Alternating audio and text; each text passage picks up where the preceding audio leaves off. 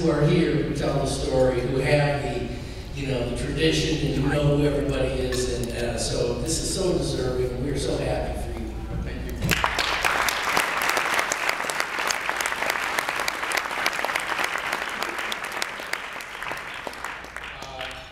I just want to thank everybody, and I must admit that it's overwhelming because when they first told me, I kind of had, there was an inkling in the newsroom. Somebody said, did somebody call you from some awards thing? I'm thinking, what are you talking about?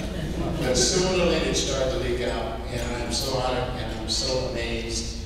And all the faces that I see here have played such a wonderful part in my life, from editors and assignment editors and all the reporters that I work with that have drugged me all over the world. I just want to say I love you, and I really appreciate you. And all of the people that were kind of giving to me to mentor and know that I took that very seriously. I would just like to say that being a news photographer is something that's very important to me. But I think it started earlier. So I was thinking, how do I take 4 minutes and tell you a story about a life? And I like stories. People know I'll tell you a story to give you a scenario in a minute. I think I'd like to thank my mom and my dad and my grandmother. And I would just like to thank God for them. My grandmother raised me from 0 to 9 until I came to Cleveland. And I remember the year that the whole summer, the project was, she saw me looking at the clouds, and I wanted to touch the clouds. And somehow she sparked something in me. She said, you can reach me. You can do that. So that whole summer, I started off throwing rocks at the sky, but that didn't last too long. I think I broke 20 minutes. And then I went in the backyard and I started making bow and arrows and finding all these different ways of watching the wind in the trees. You said, watch it, you'll find a way. And one day we got up, it was on the porch in Alabama, and I came outside and she had 2 sticks, some string, and the funny papers. And she sat down with me and she made a kite. And we flew that kite. And she said, you can't touch it, but you can reach for it.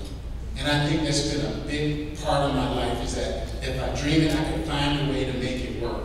So if you notice on anything Thomas Vision and Bob that does a lot of graphics with me, there's pretty much a cloud in everything that I do.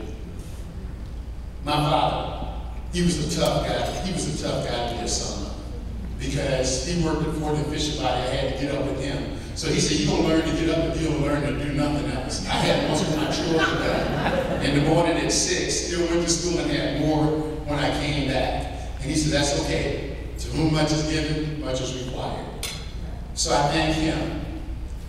My dad was a straight nuts and bolts guy. He said, boy, you better keep your feet on the ground, all that artwork and stuff. You just stop, black men don't get that kind of job. My stepmother would pull me over, she said, boy, you better keep dreaming, and you can keep your head on the ground, but you better keep your head in the sky too, because that's a dream, and you can do anything you want to. So I want to thank her. I want to thank all the people that, in so many little ways, spurred me on. Like Virgil, I thought I was at the pinnacle of what I could do. And Virgil saw the meditation series, and I don't know how many, that's when a lot of you won't remember. Well, most of you will remember, but some people won't, when TV used to go off.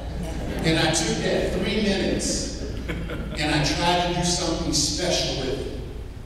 And Virgil saw that, and I'll never forget when he came looking for me. He said, you know that meditation thing you did about the Wake Up Everybody? I don't even think he had heard the song. And he had me run that on the 6 o'clock news. And I think we had to run it 3 days because it was so popular. And so somehow he finagled it, and you should come to my department.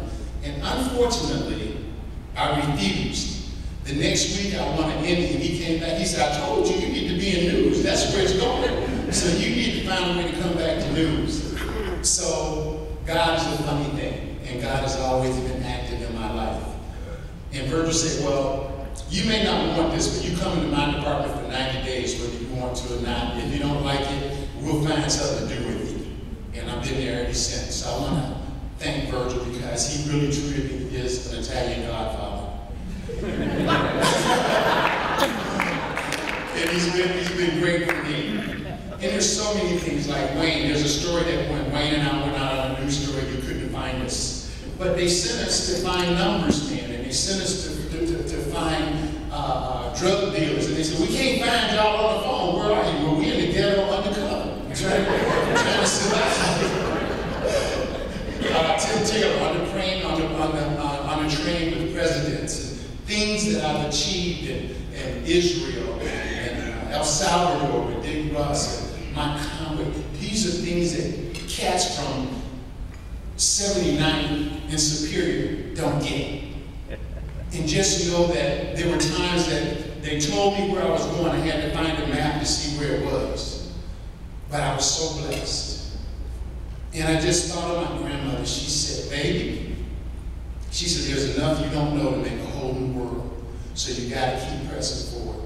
And she said, always treat everybody the same and always have a smile for everybody. And that's what's worked for me. I appreciate y'all. Thank you so much.